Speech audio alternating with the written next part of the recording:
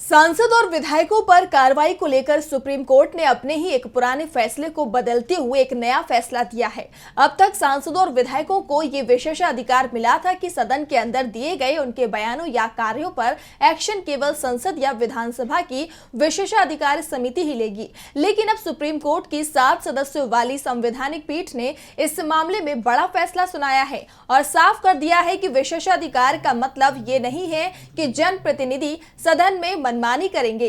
तो क्या है संवैधानिक पीठ का फैसला, देखिए ये रिपोर्ट। सांसद और विधायकों के आचरण पर कार्रवाई के अधिकार को लेकर सुप्रीम कोर्ट ने आज एक बड़ा फैसला सुनाया है।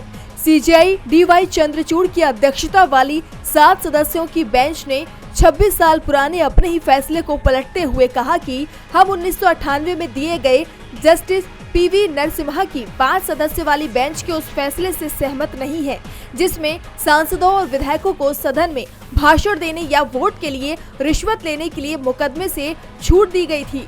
आपको बता दें कि लोकसभा के अंदर नोटों की गड्डियां लहराने से लेकर जनप्रतिनिधियों पर वोट बेचने और सवाल पूछने के लिए पैसे लेने तक के गंभीर आरोप लगे हैं। लेकिन जब ये मामला सुप्रीम कोर्ट पहुंचा तो 1998 में दिए गए अपने फैसले में शीर्ष अदालत ने कहा था कि सदन के अंदर की गतिविधियों को लेकर सदस्यों के विशेषाधिकार है, कानून से उन्हें छूट मिली हुई है।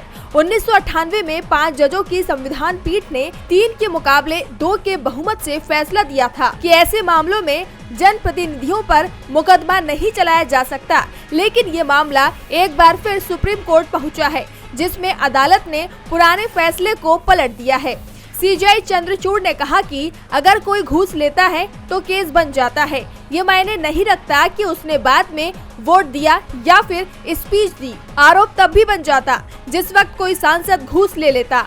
सीजेआई ने कहा अगर कोई सांसद भ्रष्टाचार और घूसखोरी करता है तो ये चीजें भारत के संसदीय लोकतंत्र को समाप्त कर देंगी।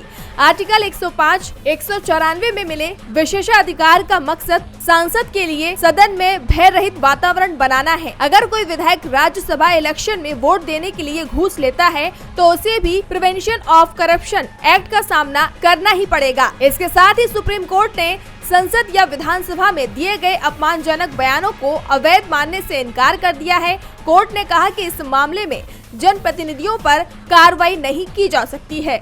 डीवी लाइव की रिपोर्ट।